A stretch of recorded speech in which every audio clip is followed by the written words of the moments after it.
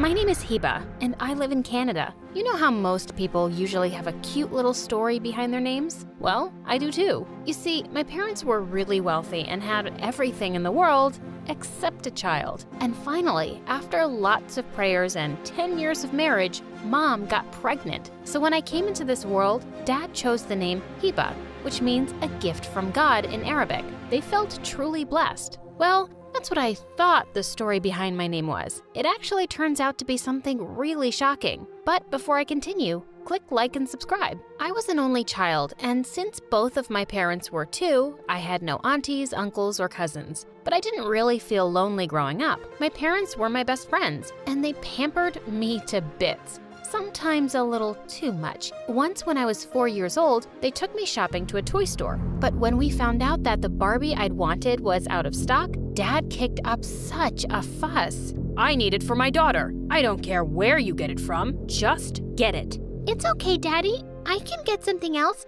Look, this one's pretty too. Dad did get me that Barbie, and then he hopped on to the next flight to Europe and got me the other one too. When I was 5, my parents had a grand birthday party for me, and they invited all their friends and their kids. I was so excited to meet them, but that soon turned to horror. They were so loud and mean. One of them pulled my hair and called me a giant, and the rest burst out laughing. After that, I begged my parents and told them I didn't want to go to school with the other kids. Of course, they gave in easily and hired the best tutors for me. I was really happy to be homeschooled, and books became my best friends. I learned to read stories in English, French, and Arabic. I have the smartest and the most beautiful daughter in the world. God truly gave me the most wonderful present. Dad started to be away for business more often, and we missed him, but he always brought me the loveliest books from around the world. Life seemed perfect until one December when I was 10. It was a few days before Christmas, and I went looking for my present in Dad's study. Sure enough, I found a velvet box and a card with my name on it. My darling Hiba, I miss you so much. I can't wait to be with you again. When I opened the box, I gasped. The diamond necklace inside sparkled like stars. But to be honest, I was disappointed. What was I supposed to do with a necklace? Feeling confused, I ran with the box and card to my parents' bedroom and shook Dad awake. Daddy, I found my present, and I don't want it. Also, why do you miss me? I'm right here. Dad's eyes flew open. Mom asked me to leave the room, and then a few seconds later, I heard them fighting. You named our daughter after your girlfriend? Get out! Get out! A few moments later, Dad came rushing out with a bag in his hand, and when he saw me, he hugged me. I'll come back for you soon, darling. Before I could say more, he was gone. He never came back for me. I felt heartbroken, and Mom cried for weeks. Mom, you can change my name if you want. I know it makes you unhappy. No, Hiba. Nothing about you could ever make me unhappy. You're my perfect, beautiful girl. After that day, I decided I was ready to go to school. I could use some friends, but I had no idea what was waiting for me. On the first day of 6th grade, I walked into the classroom and noticed that everyone had suddenly stopped talking and was staring at me. Maybe it was because I was so pretty, like Mom always said. And then a boy yelled out, "Hey you, giraffe girl, how's the weather up there?" As everyone started to laugh, I turned red and quickly rushed to the first empty seat. It was only when the bell rang for recess and everyone stood up that I realized I was taller than everyone in my class, including the boys. I knew I was 5 feet 8 inches, but no one had ever told me that was strange for an 11-year-old. And even worse, I had a growth spurt, and by the time I was in the 8th grade, I was 6 feet 2 inches. Being so tall suddenly certainly wasn't easy for me. I hit my head on door frames and hanging lamps all the time. All the cute dresses I loved to wear were like t-shirts for me now, and I could never find nice clothes in my size. And of course, there was all the bullying. I was officially a freak. Even teachers said mean comments about my height. Once, the gym teacher said, Listen, Hiba, you're just too tall to be a cheerleader or anything. You're too tall to be a girl. I'm sure it makes you sad and you hate yourself for being this tall, so I'm just gonna do you a favor. Just don't come to my classes. I understand your misery. And that was one of the dumbest things I'd ever heard. All the girls started laughing and I left the gym with tears in my eyes. After being the target of all the tall girl jokes in the world, and mostly spending time alone in the library, I was glad to move to a new school in 9th grade. On my first day at high school, I was putting away stuff in my locker when I noticed a bunch of kids snickering behind me. One of the girls said, "OMG, you're like freakishly tall. Did you know that?" I slammed the locker door shut and turned around. "OMG, I never noticed. Thank you for this brand new, life-changing information." And with that, I walked away. I had to make sure kids here knew I wasn't some pushover. Well, it didn't really work. The next day, I was walking to a table with my lunch tray when suddenly someone pushed me from behind and I went flying. I looked up angrily to see those awful kids doubled over with laughter. It's so funny to see a tall person fall. It's like someone chopped down a tree.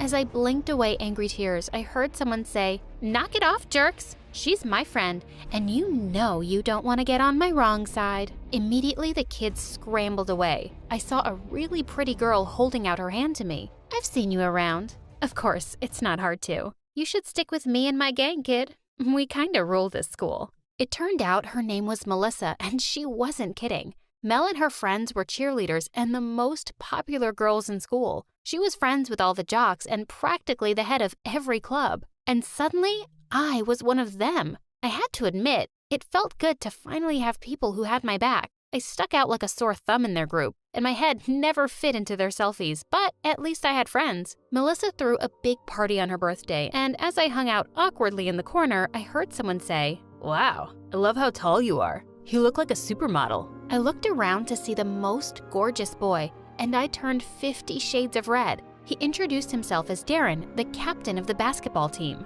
We'd be happy to have you play for us.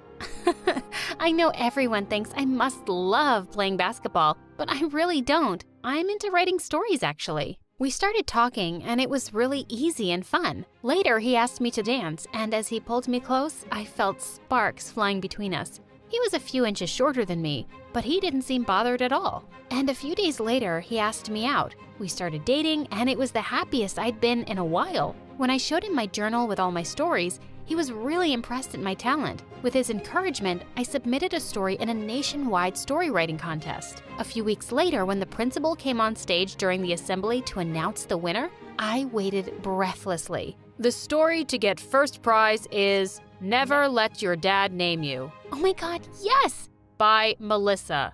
Oh my God, what?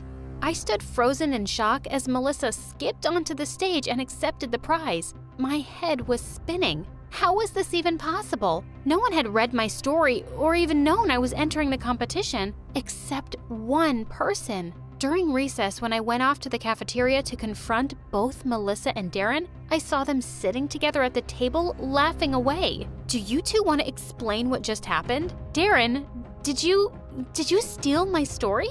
Why?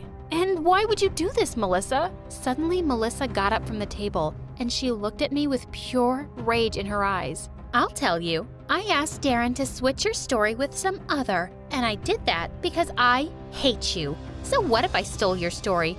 You stole my dad. Wait, what? Yeah, I found pictures of you and your mom in his laptop a long time ago, and when I saw you in school, I just knew it was you. He divorced Mom and left us. Well, you got to have him all to yourself. Melissa, what are you talking about? My dad has another family?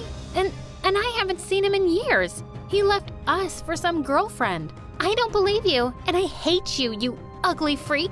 Just as I was about to attack her, Darren stepped in to stop me. Pick on someone your own size, Godzilla. So you just lied about liking me? Well, duh. Why would I want to date you? It would look like I'm hanging out with my mommy. Tall girls just aren't girly enough for me anyway. I gave him a good hard slap on the face. And you certainly aren't manly enough for me. In fact, you're the tiniest, smallest guy I've ever met. A real guy wouldn't feel threatened by a girl's height. Oh, also, I'm way smarter than you both. And with that, I pulled out my phone from my pocket. I had it on recording the whole time, just some proof that you stole my story. I stormed off to the principal's office and got both Melissa and Darren suspended. But I wasn't over the shock of what I'd found. Later that evening, Mom found me crying in my room, and I ended up telling her everything. She was completely stunned. I had no idea he had another wife or another child. That man has caused so much pain.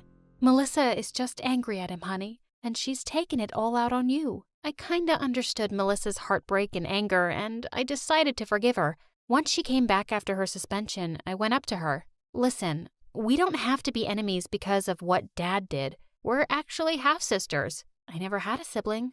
Can we have a fresh start? In your freaking dreams! I can't even stand the sight of you! After a few days, she left the school for good, and I never saw her again. I thought at least all my crazy problems would end after that, but no. After high school, I got into a great writing program at university. As soon as I graduated from university and accepted an editor's job in a publishing company, Mom started setting me up on dates to find a husband. We just need to find you a tall husband. I need to see my grandchildren before I die. Please, Heba, just marry the tall man I'll find for you. No, Mom, please, let me make this decision by myself. Let me choose him. I've had enough jerks in my life. But Mom didn't listen. One day we were at my mom's friend's place and I was trying to talk to her extremely boring son when suddenly his brother walked in. He smiled and introduced himself as Omar, and with him, I felt an instant connection. As we got up to leave, we both saw that I was at least half a foot taller than him.